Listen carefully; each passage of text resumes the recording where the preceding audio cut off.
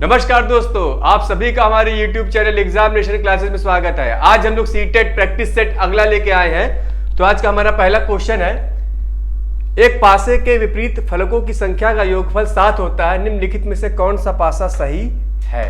तो देखिए विपरीत फलक क्या होता है, इसके विपरीत ये होगा, तो इन दोनों का योग 7 तो आ नहीं रहा, ये गलत है। ठीक, इसके विपरीत ये होगा और इसके विपरीत ये होगा, तो देखिए इसका ऐड 7 आ रहा है, इसका ऐड भी 7 आ रहा है, इसका ऐड भी 7 आ रहा है, इसका मतलब इसका आंसर ये होगा। चलिए अगला देखिए, गणित करने की युक्ति के रूप में सवाल हल करना शामिल है। सवाल हल करना किसमें शामिल है भैया, देखो अनुमान लगाना, व्यापक हल पर पहुंचने के लिए संकेतों का प्रयोग, क्रियाकलाप आधारित उपागम। क्रियाकलाप आधारित उपागम, तो इसका आंसर क्या होगा, क्रियाकलाप आधारित उपागम। ठीक, अगला क्वेश्चन आइए। प्राथमिक कक्षाओं में आकार और स्थान का समझ विकसित करने के लिए किए जाने वाले निम्नलिखित कार्यों से लगाइए। ठीक, कार्यों को क्रम से लगाइए, निम्नलिखित कार्यों को क्रम से लगाइए। 2D आकारों की भुजाओं और शीर्षों का अवलोकन करते हुए उनकी विशेषताओं का मिलान करना, 2D आकारों की विशेषताओं का सहज बुद्धि से वर्णन करना, 2D आकारों को छांटना, विभिन्न 2D आकारों को भुजाओं, शीर्षों और विकर्णों की गणना करते हुए उनका वर्णन किया। तो देखो सबसे पहले क्या करते हैं, 2D आकारों को क्या करते हैं हम लोग, छांटते हैं। उसके बाद 2D आकारों की विशेषताओं का सहज बुद्धि से वर्णन करते हैं, फिर उसके बारे में बताते हैं। फिर उसके बाद जो हम लोग क्या करते हैं कि विभिन्न 2D आकारों की भुजाओं, शीर्षों और विकर्णों की गणना करते हुए उनका वर्णन करना। ठीक, और लास्ट में हमारा क्या होगा, ये। तो इसका मतलब पहले हमारा क्या आएगा, C, उसके बाद CBDA, CBDA, इसका आंसर क्या होगा, ये। ठीक, अगला क्वेश्चन है ये। गणित में निदानात्मक परीक्षण का उद्देश्य है संत्रात परीक्षा के लिए प्रश्न पत्र की योजना बनाना, बच्चों की समझ में निहित रिक्तियों को जानना, अभिभावकों को प्रतिपुष्टि देना, प्रगति पत्रक को भरना। ठीक, तो इसका आंसर क्या होगा, निदानात्मक परीक्षण का उद्देश्य का मतलब क्या होगा, बच्चों की समझ में निहित रिक्तियों को जानना। ठीक, बच्चों की समझ में निहित रिक्तियों को क्या होता है, जानना होता है, यही निदानात्मक परीक्षण का उद्देश्य है। चलिए अगला क्वेश्चन आइए। जब राजन के सामने शाब्दिक समस्याएं आती हैं तो वह प्रायः पूछता है कि मैं जमा करूं या घटाना। ठीक, मैं गुणा करूं या भाग। इस तरह के प्रश्न बताते हैं कि, इस तरह के प्रश्न क्या बताते हैं, देखो भैया, राजन जोड़ और गुणा नहीं कर सकता, राजन जोड़ और गुणा नहीं कर सकता, राजन कक्षा में बाधा डालने के लिए अवसर खोजता है, राजन को भाषा समझने में कठिनाई होती है, राजन संख्या संक्रियाओं को नहीं समझता। तो इसका आंसर क्या होगा, राजन संख्या संक्रियाओं को नहीं समझता है, इसीलिए यहाँ पे उसको कंफ्यूजन हो रहा है कि मैं जमा करूं या घटाना, मैं गुणा करूं या भाग। ठीक, अगला क्वेश्चन। एक समचतुर्भुज के विकर्णों की लंबाई 8 सेंटीमीटर तथा 6 सेंटीमीटर है, इसका परिमाप बताइए। अब देखिए समचतुर्भुज कैसा होता है, समचतुर्भुज इसका ऐसा होता है जिसकी चारों भुजाएं क्या होती है, बराबर होती है, थोड़ा सा तिरछा होता है, वर्ग की तरह ही होता है, और इसका क्या होता है, A, ये B, ये C और D। ये इसका विकर्ण होता है D1 और ये इसका विकर्ण क्या होता है, D2। ठीक, अब देखो इसके विकर्ण की लंबाई हमें दिया है 8 सेंटीमीटर, मीन्स D1 = 8 सेंटीमीटर दिया हुआ है और D2 = कितना दिया हुआ है, 6 सेंटीमीटर। ठीक, अब देखो जब विकर्ण दिया हो समचतुर्भुज का और हमसे क्या पूछ रहा है, परिमाप। परिमाप क्या होगा, इसकी चारों भुजाओं का योगफल ही इसका क्या कहलाएगा, परिमाप। इसकी चारों भुजाओं का योगफल ही क्या कहलाएगा, परिमाप। तो इसका मतलब मान लो इसकी भुजा A है, सभी भुजाएं क्या होती है, बराबर होती हैं, तो इसका परिमाप क्या हो जाएगा, 4A। ये ध्यान रखिएगा। अब सबसे पहले हमें इसकी भुजा निकालनी है, किसकी सहायता से, इन दोनों की सहायता से। तो भुजा बराबर क्या होती है, समचतुर्भुज की जो भुजा होती है 1/2 under root D1² plus d2²। ये फार्मूला होता है भुजा की, समचतुर्भुज की भुजा का फार्मूला होता है जब उसमें दिया हो क्या चीज, विकर्ण। ठीक, तो अब देखो निकाल ले इसको, यानी कि 1/2 अंडर रूट 8 का स्क्वायर प्लस 6 का स्क्वायर इज इक्वल टू ये हो जाएगा under root 100/2 is equal to 10/2 is equal to हमारा क्या हो जाएगा 5। ठीक, यानी कि इसकी भुजा कितनी है 5, और इसका हमसे क्या पूछ रहा है परिमाप, परिमाप क्या हो जाएगा 4a, मीन्स a बराबर हमने यहाँ पे क्या निकाला है 5 निकाला है, तो इसको क्या कर देंगे 4 से मल्टीप्लाई कर देंगे तो हमें क्या मिल जाएगा इसका परिमाप। तो इसका परिमाप क्या आ जाएगा 20 सेंटीमीटर। ठीक, इसका परिमाप क्या आएगा 20 सेंटीमीटर। ये फार्मूला देख लीजिए, बहुत इंपॉर्टेंट फार्मूला है।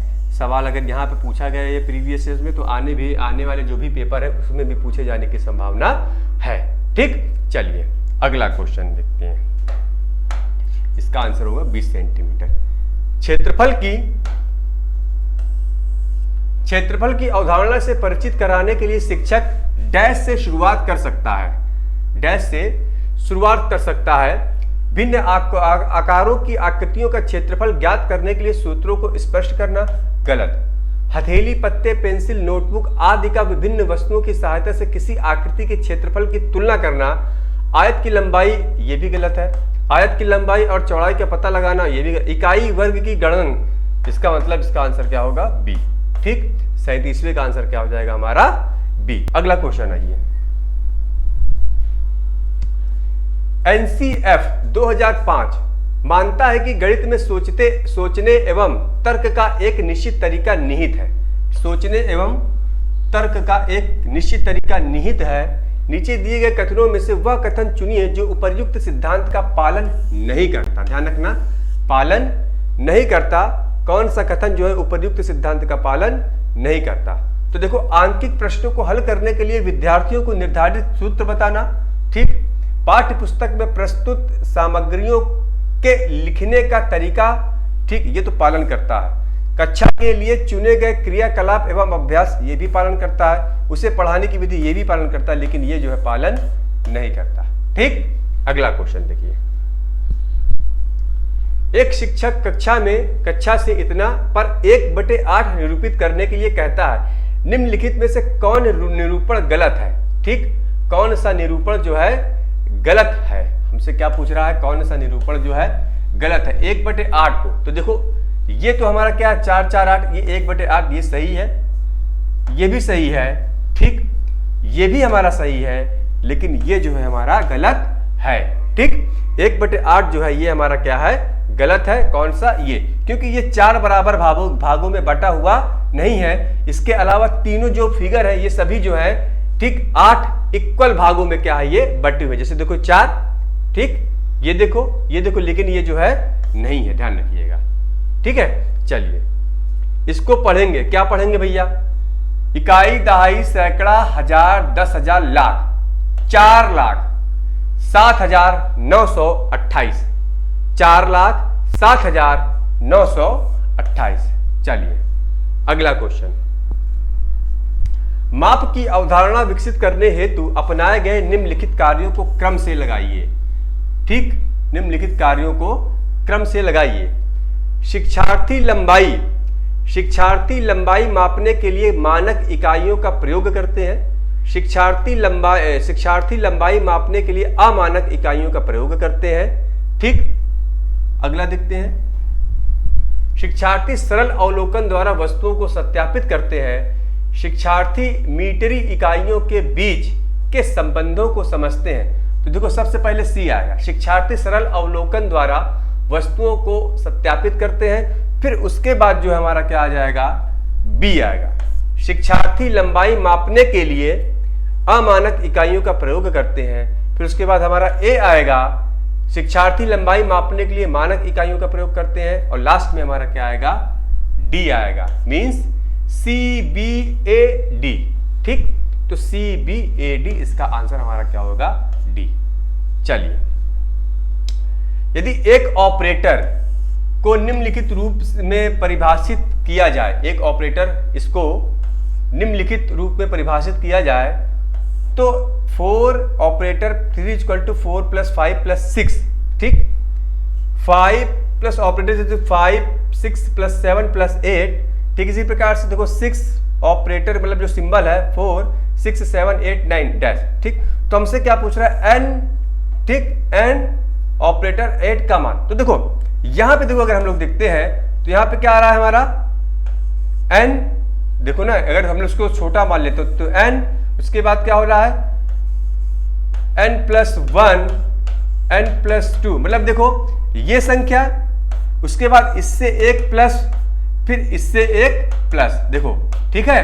फिर उसके बाद यहां पे देखो ये संख्या, फिर इससे एक प्लस, फिर इससे एक प्लस, फिर इससे एक प्लस, आया समझ में। यहां पे देखो ये संख्या, फिर इससे एक प्लस, फिर इससे एक प्लस, फिर इससे एक प्लस, ठीक। इसी प्रकार से जब इसको हम लोग निकालेंगे तो इसका मतलब n प्लस 1, ठीक, n plus 2, n plus 3, n plus 4, n plus 5, n plus 6 and n plus 7, ठीक। देख लो उसी प्रकार से हमने किया, तो इसको काउंट कर लेते कितने न आ रहा है, 1 2 3 4 5 6 7 8, 8 n है, चलो 8 n यहां भी है वहां भी है, 8 n हमारा आ गया। उसके बाद 1 3 6 10 15 21 और 7 28, तो 8n प्लस 28 आएगा आंसर हमारा, ठीक है। 8n प्लस का आएगा 28। चलिए, बच्चे के पर्यावरण में जो वस्तुएं लुढ़कती या फिसलती हैं उन पर कक्षा में चर्चा शुरू करो। बच्चों को उनके आकार देखने में और यह समझने में कि कैसे कुछ वस्तुएं लुढ़कती हैं और कुछ फिसलती हैं सहायता करो, ठीक है। लुढ़कती हैं और कुछ फिसलती हैं सहायता करो। स्रोत गणित के जादू सेकंड एनसीईआरटी कक्षाओं की पाठ्य पुस्तक में इस तरह के सुझाव यह समझने में शिक्षक की सहायता करते हैं कि क्या समझने में शिक्षक की सहायता करते हैं, ठीक है, क्या समझने में शिक्षक की सहायता करते हैं, देखते हैं भैया। चर्चाएं बहुविध परिप्रेक्ष्यों को कक्षा में स्थान देती है। चर्चा करना गणित की कक्षा के लिए सर्वश्रेष्ठ युक्ति है। आसपास की चीजों के बारे में बच्चों का ध्यान आकर्षित करना शिक्षकों के लिए अनिवार्य है। निदर्शन में संपूरित चर्चाएं विद्यार्थियों को संकल्पनाओं को बेहतर तरीके से समझने में सहायता करती है। इसका आंसर क्या होगा, ठीक। चलिए, एक अच्छा गणितज्ञ होने के लिए डैश जरूरी है। क्या जरूरी है भैया? सवालों के उत्तर देने की तकनीकी में निपुणता। सवालों के उत्तर देने में तकनीकी की निपुणता, ये गलत हो जाएगा। अधिकतर सूत्रों को याद कराना, ये भी क्या है, गलत है। याद करना, बहुत जल्दी सवालों को हल करना, ये भी क्या है, गलत है। सभी अवधारणाओं को समझना, लागू करना और उनमें संबंध बनाना, ठीक। सभी अवधारणाओं को समझना, लागू करना और उसमें संबंध बनाना, यही अच्छे गणितज्ञ के लिए जरूरी है, ठीक। अगला देखिए, कुछ आमों का भार 2 किलो 600 ग्राम है तथा कुछ सेबों का भार 1 किलो 450 ग्राम है। आमों का भार सेबों के भार से कितना अधिक है? कभी भी ऐसा पूछे, हमें अंतर क्या करना है, निकाल लेना है। तो देखो आमों का भार कितना है, 2 किलो 600 ग्राम, तो इसका मतलब 2 kg 600 ग्राम को हम सीधे में किस में कन्वर्ट कर दे रहे हैं, ग्राम में। तो ये हमारा हो जाएगा 2000 gram plus 600 is equal to हो जाएगा 2600 ग्राम, क्या हो जाएगा हमारा, आम, ठीक। 2600 ग्राम हमारा क्या आ गया, आम। और 1 किलो, ठीक, ये तो हमारा पहला हो गया। 1 kg 450 ग्राम क्या है, सेब। 450 ग्राम क्या है, सेब। तो इसको क्या लिखेंगे हम लोग, 1000 ग्राम प्लस 450 ग्राम, तो ये हमारा हो जाएगा 1450 ग्राम आम, ठीक है। सॉरी, सेब, ये सेब है, सेब का भार है। अब हमसे क्या पूछ रहा है, कौन ज्यादा है, ठीक। सेब, आम का भार कितना ज्यादा है, तो 2600 में से क्या है, 1450 घटा दो तो 0,511 यानी कि 1150 ग्राम। 1150 ग्राम का मतलब 1 kg 150 ग्राम जो है, ठीक, 1 kg 150 ग्राम आम का भार सेब से अधिक है। ठीक, 1 kg 150 ग्राम भार जो है आम का सेब से अधिक है। अगला क्वेश्चन है ये, एनसीईआरटी की कक्षा 4 की गणित की पाठ्य पुस्तक के पाठों में इस तरह के शीर्षक है, किस तरह के हैं? देखो, कबाड़ी वाली, भोपाल की सैर, दुनिया कुछ ऐसी दिखती है, यह परिवर्तन किया गया। ठीक, आगे देखिए, उसके बाद जो है एक मिनट, कुछ मिसप्रिंट तो नहीं है, चलिए।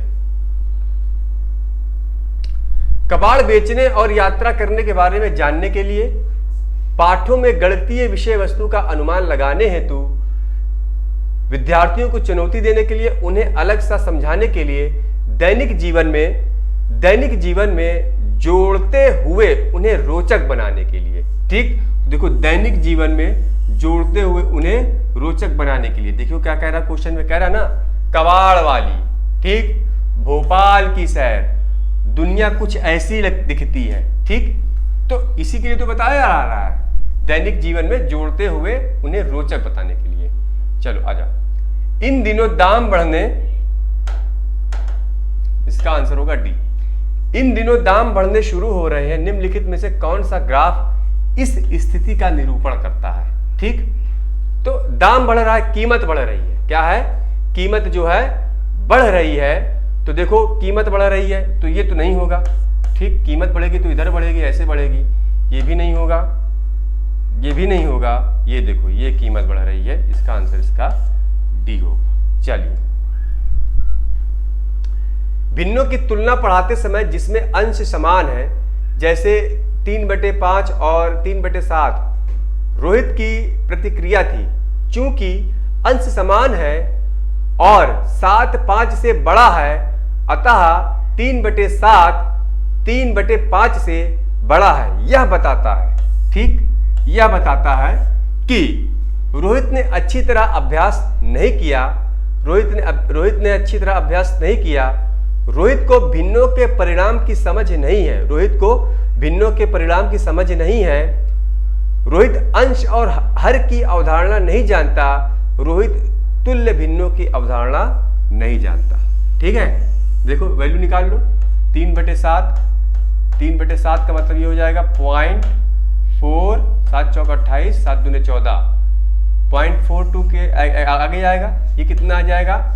ये आ जाएगा 0.6। तो इसका मतलब 3/5 बड़ा है, ठीक, और ये क्या छोटा है। इसी में क्या उसको कंफ्यूजन है, इसी में क्या उसको कंफ्यूजन है। तो इसका मतलब रोहित तुल्य भिन्नों की अवधारणा नहीं जानता, इसलिए वह जो है ये चीजें नहीं बता पा रहा है। चलो अगला क्वेश्चन।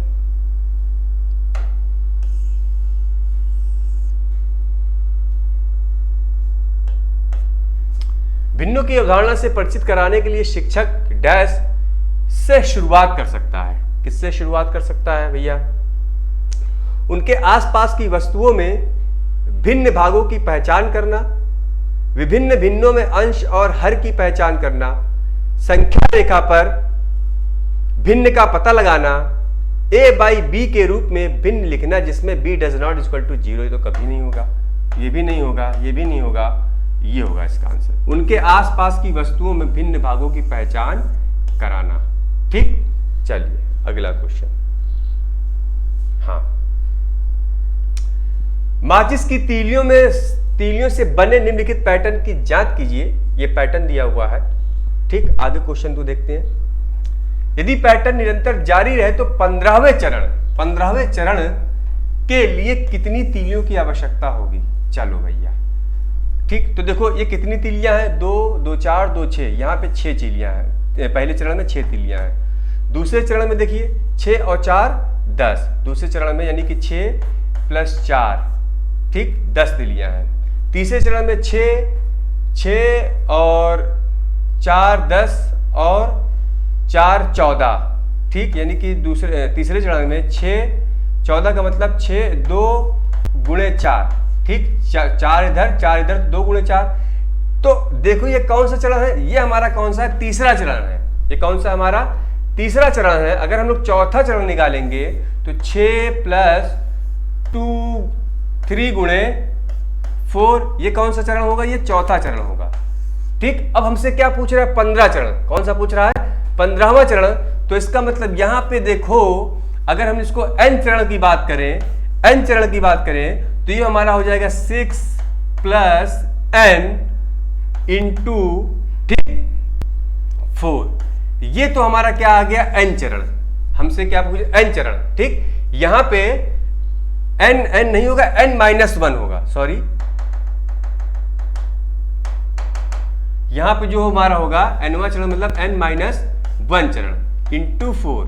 ठीक, अब यहां पे हमसे क्या निकालना है? फार्मूला हमारा बन जा रहा है, यहां पे देखो फार्मूला, यहां पे देखो तीसरा चरण का मतलब अगर n इक्वल टू 3 रखते हैं तो देखो यहाँ पे n-1 लगते हैं, n-1 यहाँ फार्मूला बना लेते हैं, यहाँ पे n इक्वल टू 3 रखेंगे तो 2 मिल जाएगा।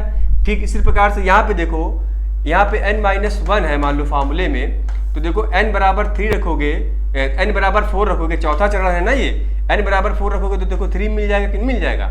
ठीक, इसी प्रकार से अगर 15वां चरण पूछ रहा है तो 6 प्लस 15 माइनस 1 गुणे 4। ठीक, इसको सॉल्व कर लो, 6 प्लस 14 गुणे 4 56 और प्लस 6 इज इक्वल टू 62 तीलियां।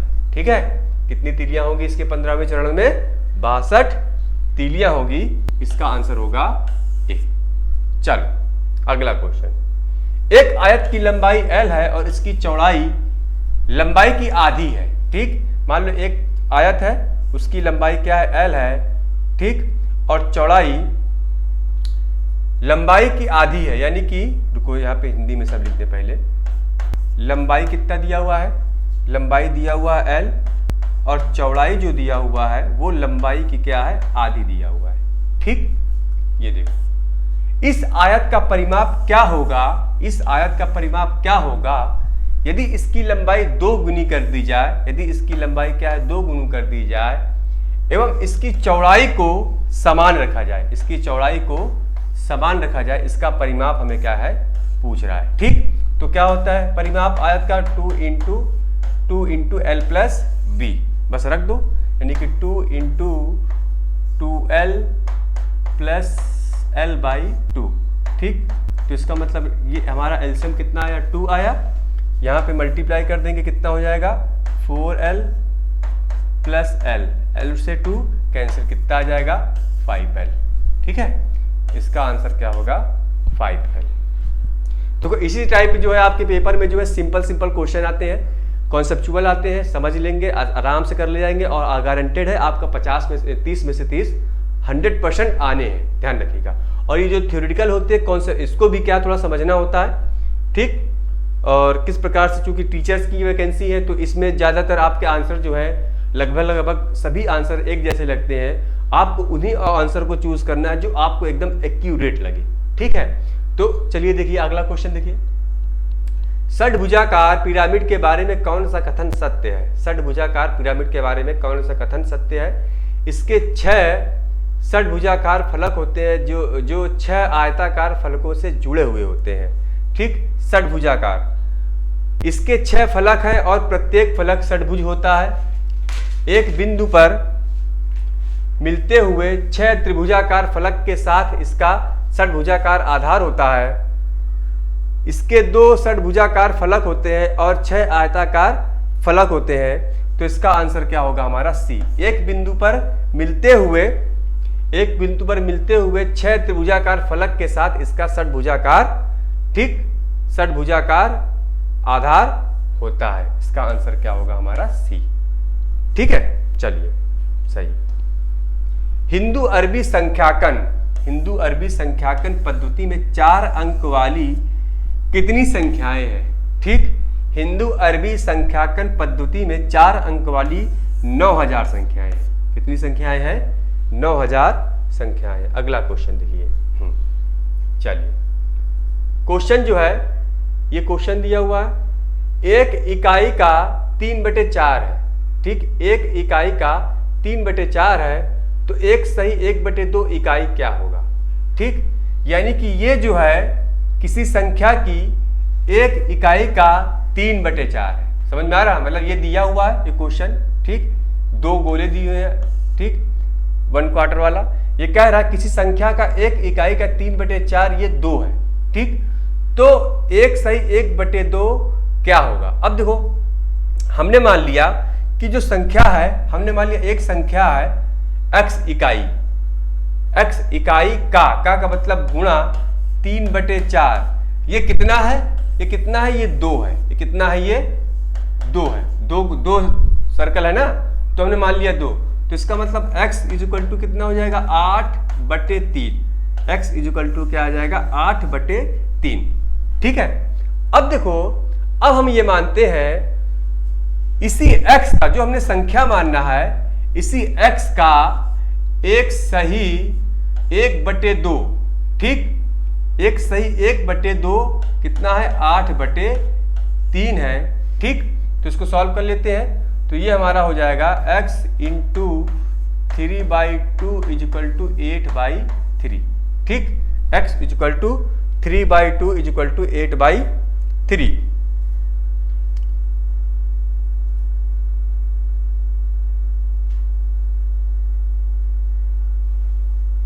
एक मिनट यहां पे ना,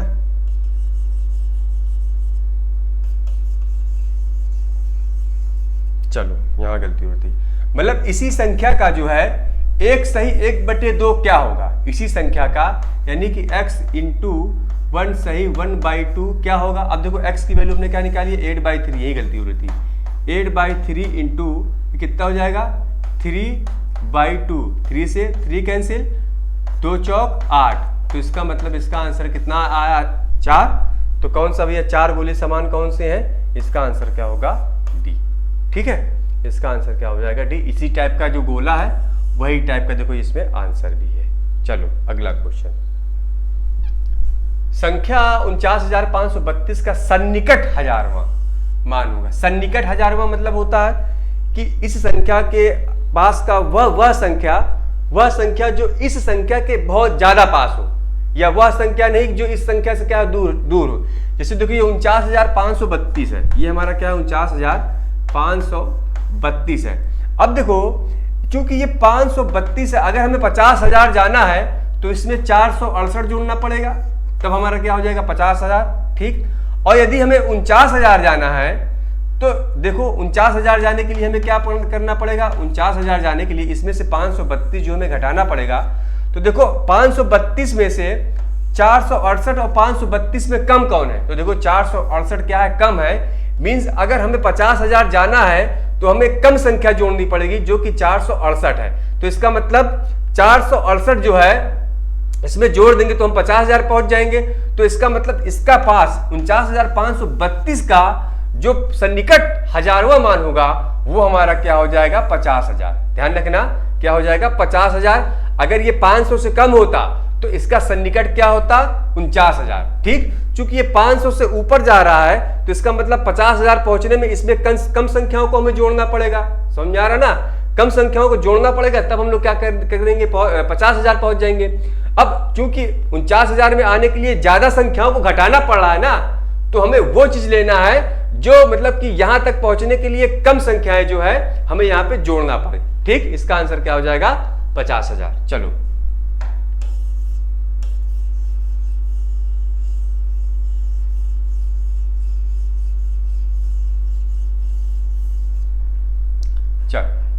निम्नलिखित में से कौन सी महत्तम संख्या है?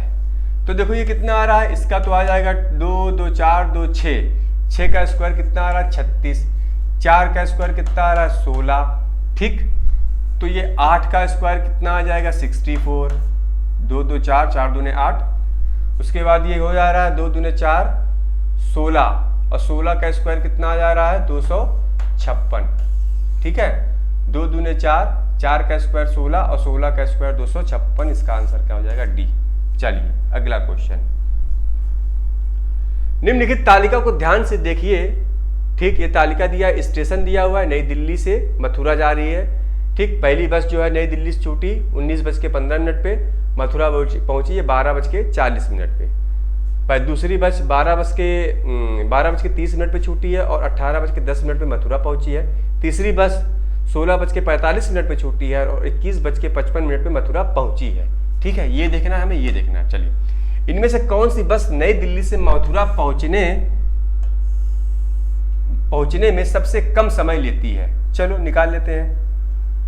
तो देखो, पहली बस कितने बजे छूट रही है? 19:15 पे। पहली बस कितने बजे छूट रही है? 19:15 पे और पहुंच कितनी रही है? 24:40 पे। तो 24:40 पे पहुंच रही है, 24:40 पे पहुंच रही है और निकली कितने बजे है? 19:15 पे। ठीक है, बस हमें क्या कर लेना है, यहां से यहां का डिफरेंस निकाल लेना है, हमारा आंसर निकलता चला जाएगा। तो देखो यहाँ पे कितना आ रहा है? 25 मिनट आ रहा है और 24 में से 19 गया, कितना बचा? 5। तो पहली बस को कितना घंटा लगा? 5 घंटा 25 मिनट। दूसरी बस के बारे में देख लेते हैं। दूसरी बस कितने बजे निकली है? 12:30 पे और पहुंची 18:10 पे। तो 18:10 यानी कि जो बड़ी संख्या उसका माइनस 12:30, ये दूसरी बस का आ गया। अब देखो 10 में से 30 तो जाएगा नहीं, तो इसलिए क्या करेगा, इसको 1 घंटा ये बगल वाले से कैरी ले लेगा, 1 घंटा लेगा क्योंकि ये घंटे में है। तो 1 घंटा बराबर 60 मिनट। तो इसमें क्या होगा, 60 जोड़ेंगे तो 60 और 10 कितना हो जाएगा? 70। 70 में से 30 गया, 70 में से 30 गया, कितना बचा? 40। यहां पे कितना बचा? 18 था, 1 निकल गया, 17। 17 में से 12 गया, 5।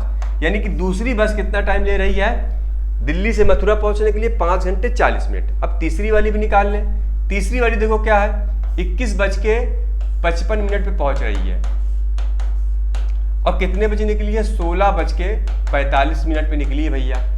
निकाल लो, यहाँ पे देखो कितना आया? 10 मिनट यहाँ पे आ गया और 21 में से 16 गया, कितना बचा? 5।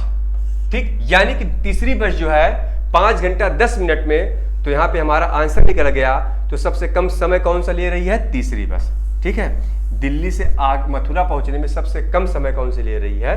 तीसरी बस। चलिए अगला क्वेश्चन। भिन्नों का योग पढ़ाते समय शिक्षक को नीचे दी हुई एक त्रुटि ज्ञात हुई। क्या त्रुटि ज्ञात हुई? 1/2 + 1/3 = 2/5। आना क्या था? यहाँ पे आया था 6 और ये 5/6 आना था, लेकिन आया क्या चीज? ये। अब अगला क्वेश्चन आगे बढ़ते हैं। इस स्थिति में शिक्षक को उपचारात्मक कार्य के रूप में क्या करना चाहिए? उपचारात्मक कार्य के रूप में क्या करना चाहिए?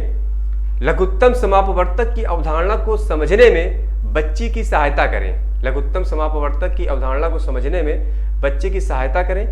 ठीक, ये तो कुछ सही लग रहा है। बच्ची से कहें कि वह अधिक से अधिक अभ्यास करे, गलत है। इसमें अधिक हस्तक्षेप नहीं करना चाहिए क्योंकि बच्ची जैसी ही बड़ी होगी, ये गलत है।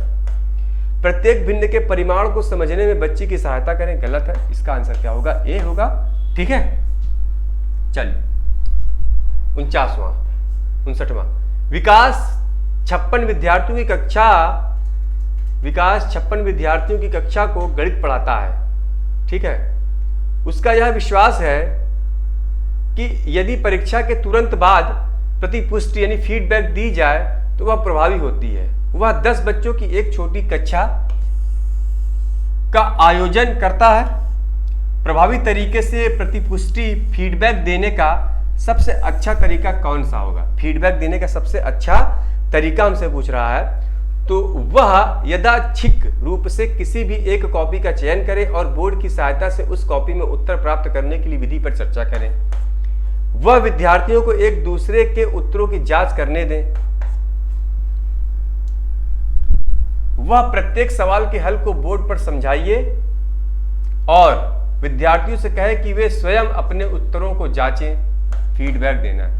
वह पूरी कक्षा के लिए चर्चा का आयोजन कर सकता है कि वे किन तरीकों से अपने उत्तरों पर पहुंचे और सही उत्तर पर पहुंचने की प्रभावी युक्ति कौन सी है। इसका आंसर ये होगा डी, फीडबैक की बात चल रही है। अगला लास्ट क्वेश्चन है आज का। एक शिक्षक आकार पढ़ाने के लिए ऐतिहासिक स्थानों के भ्रमण की योजना बना सकता है। ठीक है, ऐतिहासिक स्थानों के भ्रमण की योजना बना सकता है क्योंकि आकार किसी भी वस्तुकला का एक अभिन्न हिस्सा होते हैं और इस तरह के भ्रमण सभी विषयों के आपसी संबंधों को बढ़ावा देते हैं। उसने समय रहते अधिकांश पाठ्यक्रम पूरा कर लिया और उसे अवकाश उपलब्ध कराने की आवश्यकता है। गलत। यह गणित की रोजाना की कक्षा के लिए एक अच्छा अवकाश होगा और साथ ही संप्रेषण परक कौशलों में सुधार के लिए एक बेहतर अवसर होगा। गलत है। क्षेत्र भ्रमण की सीबीएसई, इसका आंसर क्या होगा? ए। ठीक है, इसका क्या आंसर होगा हमारा? ए। तो आज के हमारे 30 क्वेश्चन जो है यहीं पे समाप्त होते हैं। आशा है आपको जो है ये हमारे 30 क्वेश्चन बहुत ही पसंद आए होंगे। तो प्लीज इसको ज्यादा से ज्यादा सब्सक्राइब करिए, लाइक करिए और शेयर करिए। Thank you for class.